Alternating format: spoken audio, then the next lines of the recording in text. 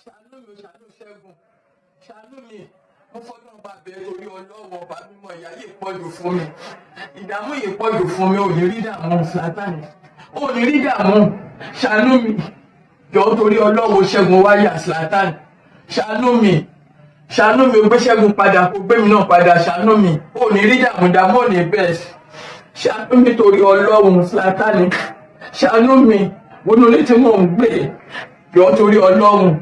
Ṣàánú mi, ìyà yìí pọ̀ fún mi. Ìyà yìí pọ̀ fún mi Zlatan, ṣàánú mi. Ṣàánú mi torí Ọlọ́run. Ṣàánú mi. Ìyà yìí pọ̀ fún mi, jọ̀ọ́ torí Ọlọ́run. Dáríjì mi, mo mọ̀ pé mo ṣẹ̀, ṣàánú mi. Mọ́mì Ṣẹ́gun wáyà ló ń sọ̀rọ̀ yìí, ṣàánú mi torí Ọlọ́run.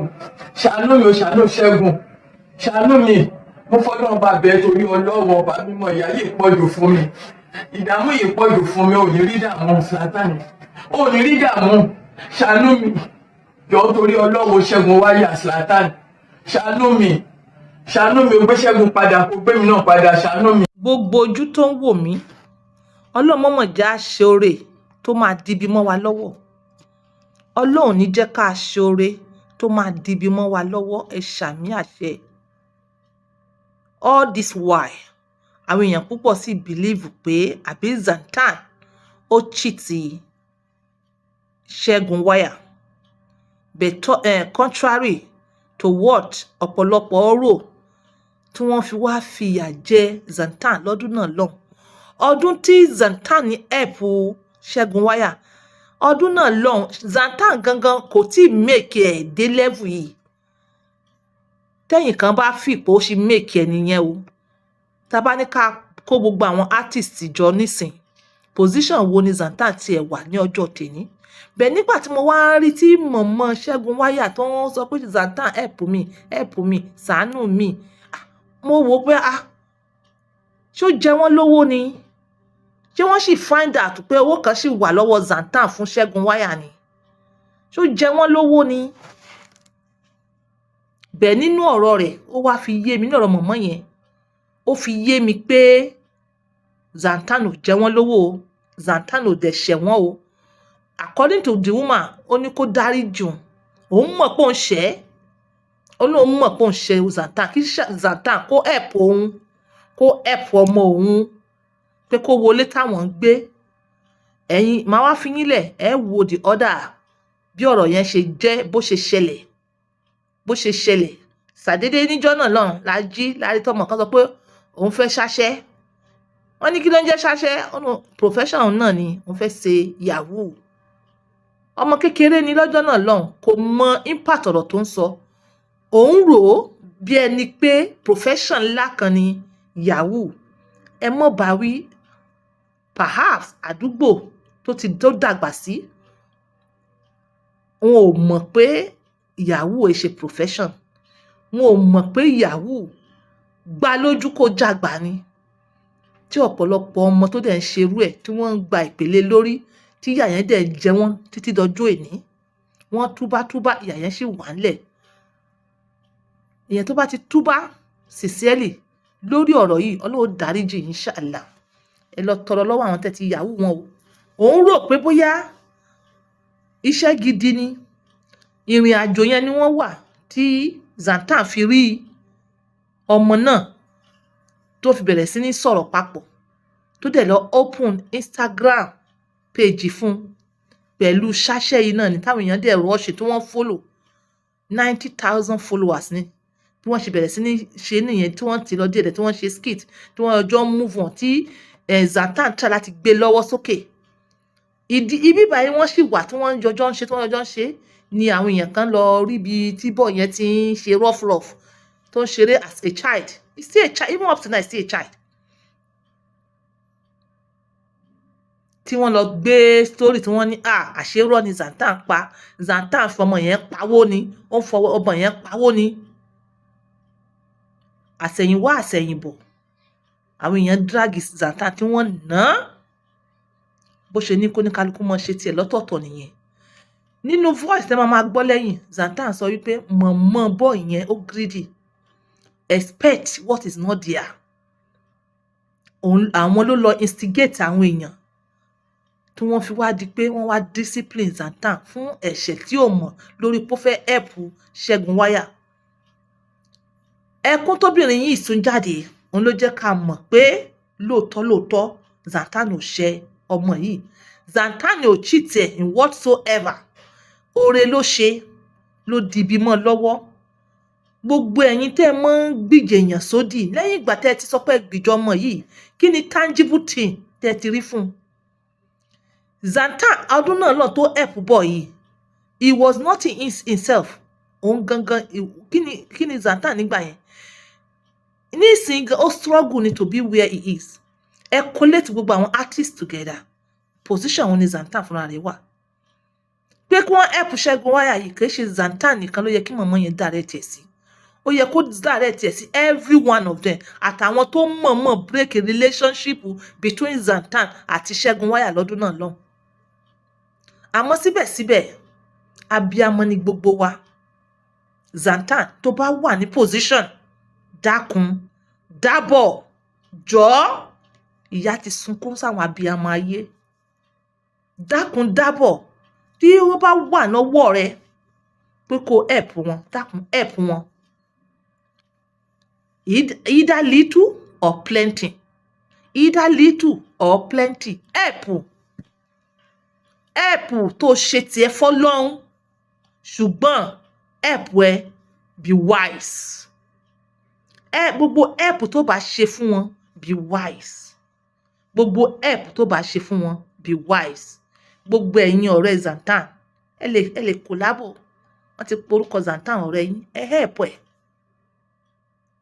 Gbogbo nǹkan tá bá ṣe lénìí kì í ṣe torí tèní, nítorí ọ̀la ni. Tí ọmọ yìí tó bá ṣe bẹ́ẹ̀ tó bá kú torí pé kò rí help or tó lọ ṣe ìwà kan tí ò dáa, tó lè hùwà kan tí ò dáa, á nítorí pé òun ti ask for help ẹ ṣe fún un. tó yé yín, ẹ jẹ́ ká irú kéèsì báyìí ẹ wá jẹ́ káráyé mọ̀ pé ẹ ṣe fún un. Nítorí pé kí ni, nítorí ọ̀la again, ta ló mọ̀ pé irú ẹkún báyìí tí mọ̀mọ́ rẹ̀ ń so máa wá wáyé báyìí?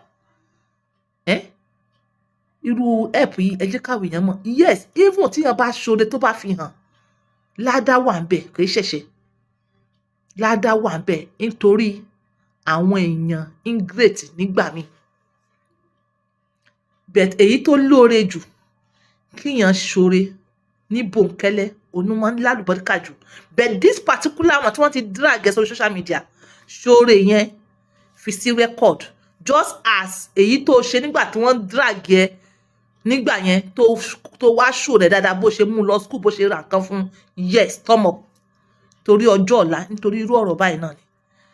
Ẹ ṣoore tó ní èní kọ́ nítorí ọ̀la ni. This is then kó tó di pé mo lọ, please màá fi yín lẹ̀ ẹ wo fídíò yẹn lẹ́yìn níwọ̀nba again. Ẹ̀yin abiyamọ ayé, ẹ tọ́ ọmọ yín fa kó lè bá fún yín nísinmi. Even you are a single mother, tiraka tọ́ ọmọ rẹ kó lè bá fún ẹ nísinmi. This is on point, using my words for others. Bye for now. Ṣàánú mi o, ṣàánú Ṣẹ́gun, ṣàánú mi, mo fọdún bá bẹ́ẹ̀ torí Ọlọ́run ọba mímọ́, ìyà yìí pọ̀jù fún mi, ìdààmú yìí pọ̀jù fún mi, ò ní rí dààmú Zlatan, ò ní rí dààmú, ṣàánú mi, jọ̀ọ́ torí Ọlọ́run Ṣẹ́gun Wáyà Zlatan, ṣàánú mi, o gbé Ṣẹ́gun padà, kó gbé mi náà padà, ṣàánú mi, ò ní rí dààmú ò ní bẹ́ẹ̀, ṣàánú mi torí Ọlọ́run Zlatan, ṣàánú mi, wọnú ilé tí mò ń gbé, jọ̀ọ́ torí Ọlọ́run, ṣàánú mi, ìyà yìí pọ̀ fún mi, ìyà yìí pọ̀ fún mi Zlatan, ṣàánú mi torí Ọlọ́run, ṣàánú mi, ìyà yìí pọ̀ fún mi, jọ̀ọ́ torí Ọlọ́run, dáríjì. Iṣẹ́ wo ló fẹ́ ṣe tó bá dàgbà? Ìfẹ́ ṣe yahoo ìfẹ́ máa tààtẹ́. O fẹ́ máa ṣe kí ni? Ìfẹ́ máa tààtẹ́. Sọpọ́ lọ́hùn. Ọláìtàlá o fẹ́ máa ṣe yahoo. But we are not actually related. Segun Wáyà is someone that stays around my area where I live and comes around to he's just this street boy that is actually different from all other street boys that I used to see then in that area. Segun has this energy and he has this ginger to always the boldness to always come and meet us. Then, as small as it is, that he wants to start rolling with us, that he wants to start wearing the kind of shoes we are wearing, the kind of clothes. So, I don't know, we are not related. There's this time I just made a video of him, and he said he wants to do yahoo, he wants to chat it.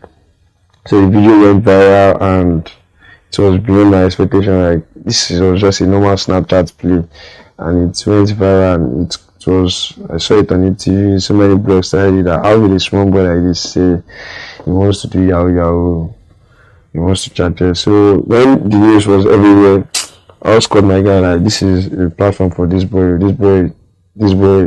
everybody is already talking about this boy. Immediately I opened an Instagram page for him that day. I posted that same video. Before that night again, they posted blog started carrying out. The boy that said he wants to chat is now on Instagram. Like, before that night, he already had like 2,000 followers. So you don't know his talent, you don't know anything. Like, you know, like, yeah, this guy is actually sharp. So I try to start bringing up skits for him so that we can put them on Instagram. So from there, we were able to see people sending in funds to do things, and we were able to put him in a private school, set better things for him. Like, yes, it's a better school whereby school bus will come and pick him in the morning and drop him. A better school where he can actually catch up, because his education background was very, very poor. He was attending a public school then. So from there we started pushing, but you know, I'm also pushing as well. I'm a son under my own parents too, so, and I have too many responsibilities on my own that I'm doing as well. So it was not easy pushing myself and then involving somebody I just met. So I handed him over to somebody to help me take care of him. Like, they should monitor his speed and all. So the controversy that came up then, that they said Segun the suffering and all, is just because where he stays with his parents. Like, his mom, he does not have a dad anymore. Where his mom stays is more like a ghetto part of where I was living. Like, it's just one hood where nobody cares about how their children is doing. So as this day left my place to spend weekend with his mom. So as a small boy that he is now, he would always play. He does not know that he starts to that extent. He doesn't know that they aid him everywhere he goes to. So he went to play, and I don't know how somebody actually got a video of him. He was playing, his clothes was dirty, so the person posted anything that this is the Segun Wayana, is a scam that Zlatan is actually using this boy to make money. So I didn't say anything about it. I just went to his school, I made videos, and called the mom. I was able to make videos and showed everybody the school receipt that I was paying, and with that I was able to clear the air about that. So ever since then there has not been anything like, but there's nothing, it was just a normal help. I pray I don't regret helping somebody later in future, but it's just a normal help. It's a boy that I would actually want to see grow up and do better in life. I've said this massively.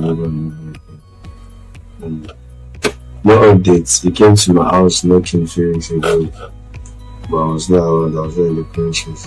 I don't know what happened with Segun Waya's cases. He had a greedy mom that was listening to what people were telling her when God actually wanted to just come through for them. And you know how you want to help people and they turn it to problem for you.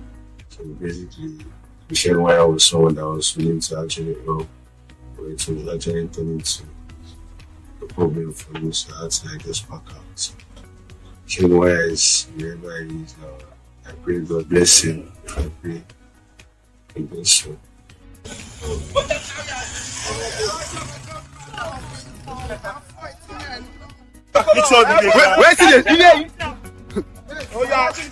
You dey stay around on top wetin no right.